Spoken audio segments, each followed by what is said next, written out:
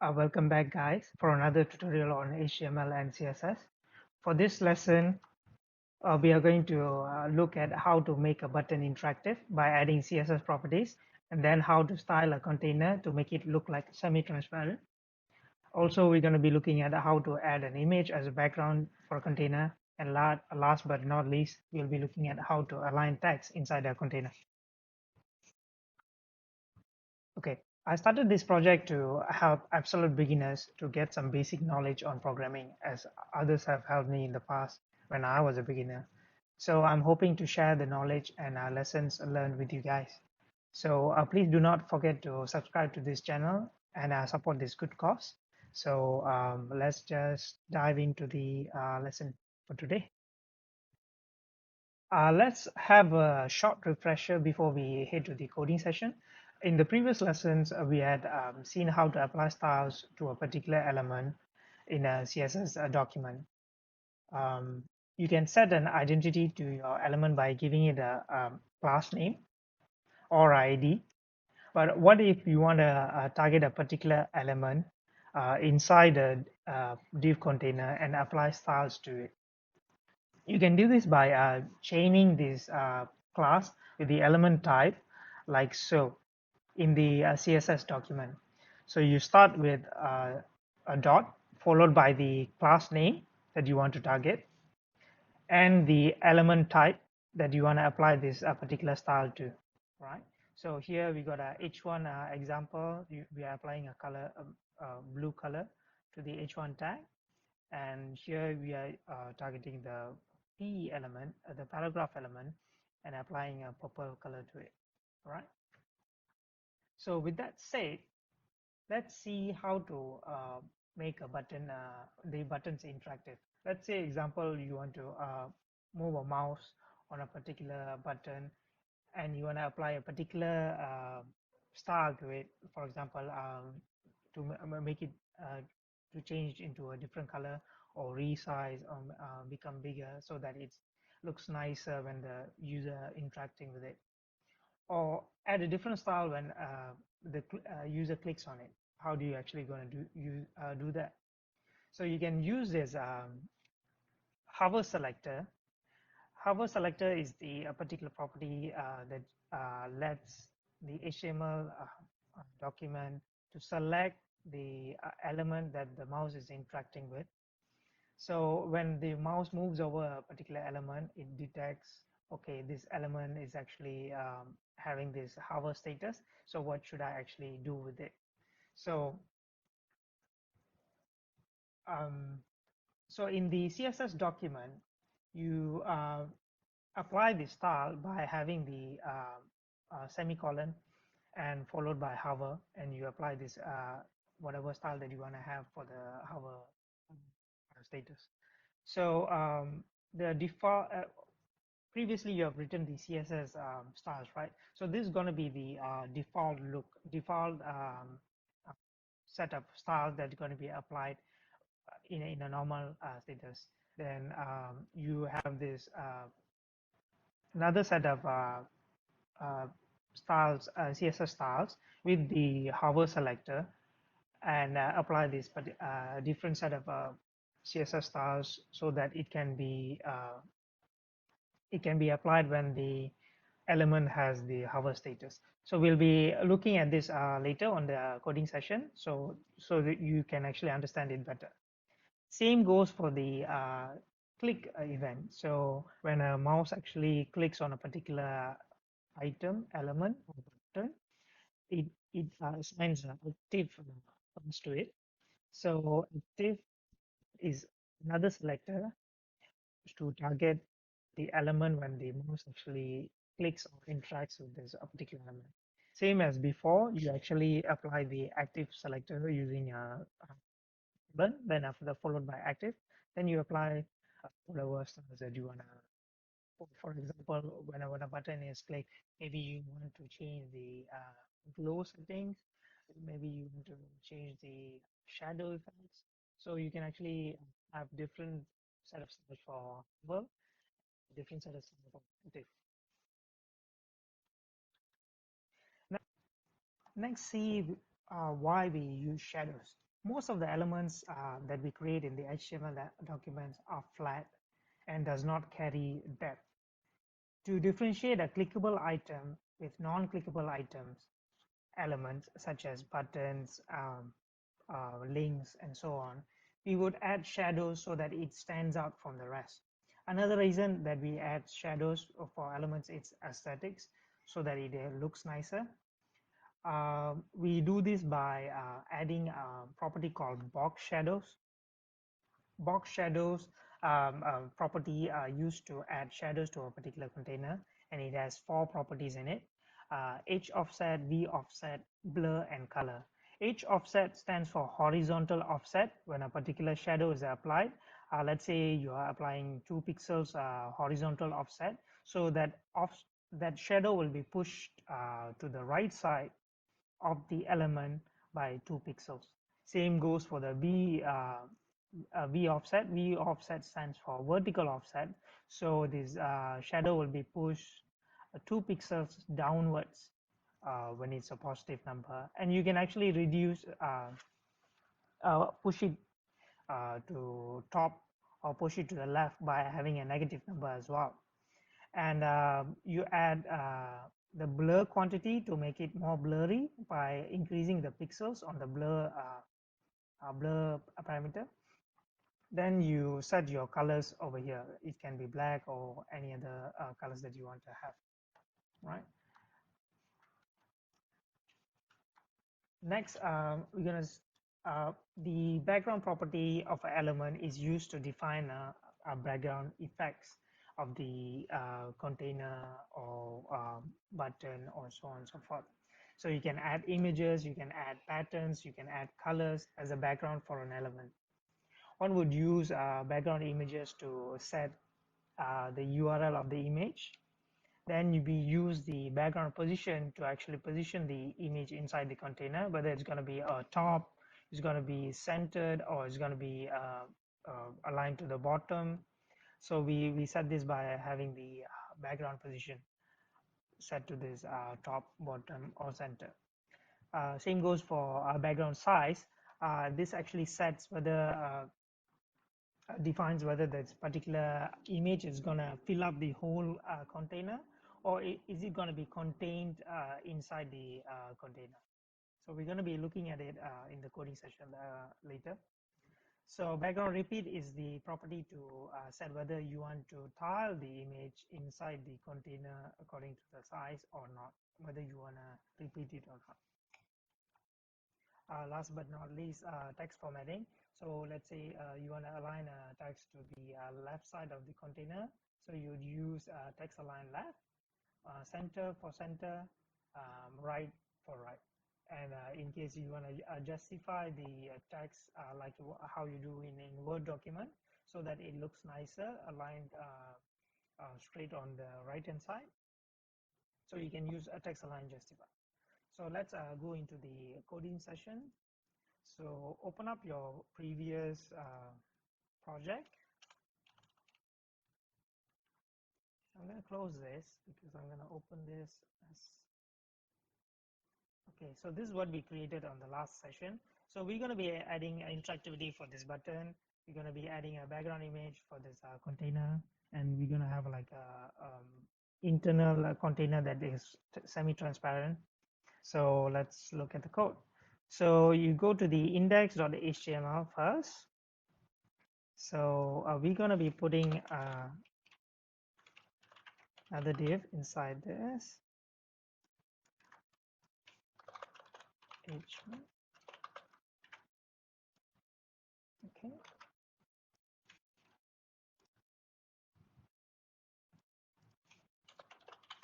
And let's add a sample paragraph. Okay. I'm just copy pasting an text that I got from the internet. So we will have something like this. And all the text is big because we added a hero text over here. So let's go and change that. Let's remove this. Okay. All right. Let's work with the button first. All right. So we added the button somewhere here. Okay, this is the button and this is the class search button that we want to target. Right? So you go to the CSS file, look for the search button, and let's add box shadow. Right? So let's set it so 0 pixels first and black. Okay. So you don't see anything yet. So if you change this to 2 pixels, you see that, okay, let's just zoom in a bit. You see that, okay, let's add a bigger offset. You see that, there's a shadow applied and it's being pushed 10 pixels on the right hand side because we are playing with the H offset. So let's add 2 pixels over here. And you can see like something looks like a shadow now. So normally what I would do is apply 0, 8. Okay, so you have like a button like sticking up. So and you apply a shadow that is like 10 pixels first.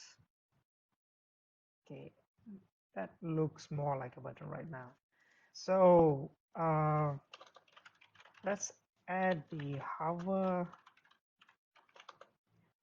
selector. So here we want to invert the color of the button when the user moves on the button.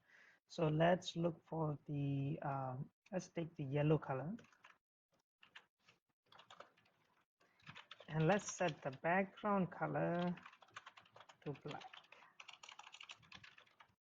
Okay, so that's how you add the interactivity of the button. All right, so let's say when I click, I want it to reduce that shadow effect because it's like when you press a button it goes down, right? So I want to mimic that. So what I would do is search, add another one for active because we want to target this when the button is being clicked. So you take the uh, uh, box shadow and I want to reduce this to 2, right? So when you click on it, it looks like the button is being pressed because you see that button is the shadow is a bit, it's reducing, right? So we can add further animation to it, which will be covered in the next sessions. So for the time being, it's like just play with it and give it a go, and let's do the same thing here. Okay, when I wanna move, when I want the mouse to be, it's like, move the mouse over the link. I want the colors to change. So let's go to hover, right? Color to blue, for example. Right? Okay, it's not being applied. Let's see why.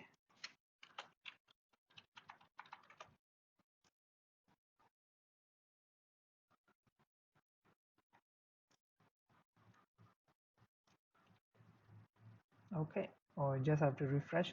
So now you can see that the things changed.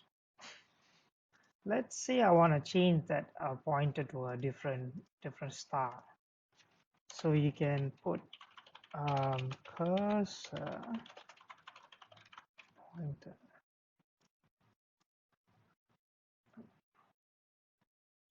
Is it again? Let me see. So you can look up these CSS properties on the net if you're not sure, because sometimes it happens because you can't um, memorize all the tags. So let's try cursor crosshair. Oh, let's see. You got a different cursor now when you move to the active links. So you can try out the different cursors over here and give it a go. right? Normally you'll put pointer because the semi-transparent. Okay, let's apply the background image first, all right? So we're going to be applying the background image to this container, which is because I've already done this before. Okay, I'm uploading a background image. Or you can get the link from Unsplash itself, not a problem. Right, so I'm going to copy this link, go back to CSS file, and paste it inside the code marks. So voila, we already added the background. So we're going to be applying background repeat set to none because we do want the image to tile up. So you set to background repeat to none, and you set the background size to cover, so that it actually syncs up um, with the size of the container. For example, let's take this out. Let's say if I want to shrink it, it will resize by itself, right? So you don't have to worry about whether the image is gonna look nice or not. So let's try the other one. Put contain.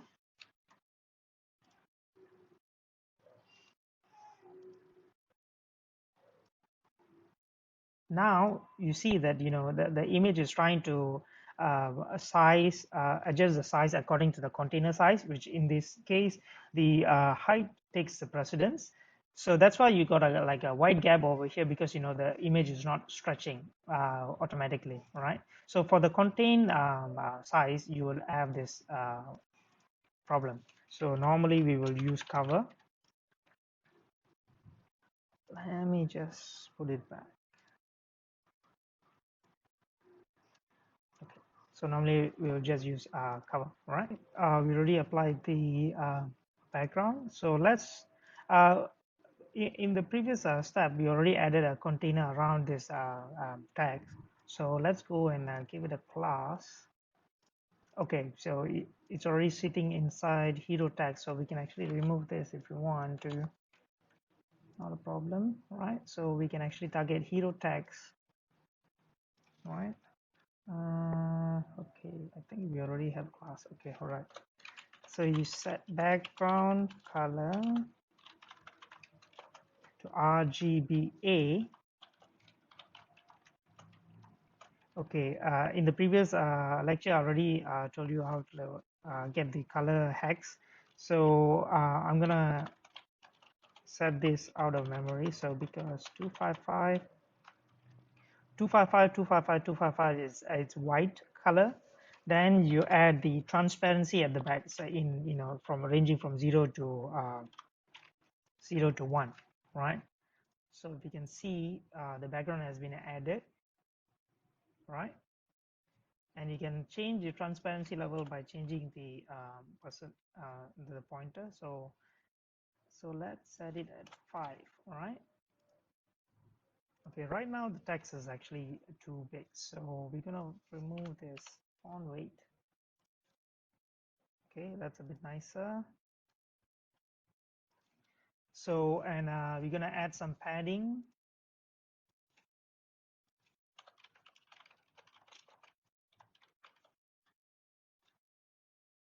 Okay, all right, and let's round this up. It's a bit. Let's increase the transparency to 7 and see. Okay, so we want don't want the text to be unreadable. So be careful when you're actually applying the transparency level, because it's gonna affect text readability. So all right, so let's try the align. Okay, so the P. Okay, let's target the paragraph element inside the hero text paragraph element. We are targeting this section, all right? So let's put text align left. All right, so as you can see, it's like it was aligned center by default, because we have applied a text align center for this div, and we have changed it to to left right now. And you can see that, the thing is not aligned straight. So what we're going to do is we're going to apply justify. All right, as you can see, it's aligned nicely. Okay, so that's how you do it. You can actually play around if you want, put it to right, and it'll go to right. So I'm going to leave it to justify. Okay, so that's pretty much it. We have successfully added the background. We have created the transparent div. We played around with the text align, and we added interactivity for the button. So give it a try, and I'll meet up on the next session. All right.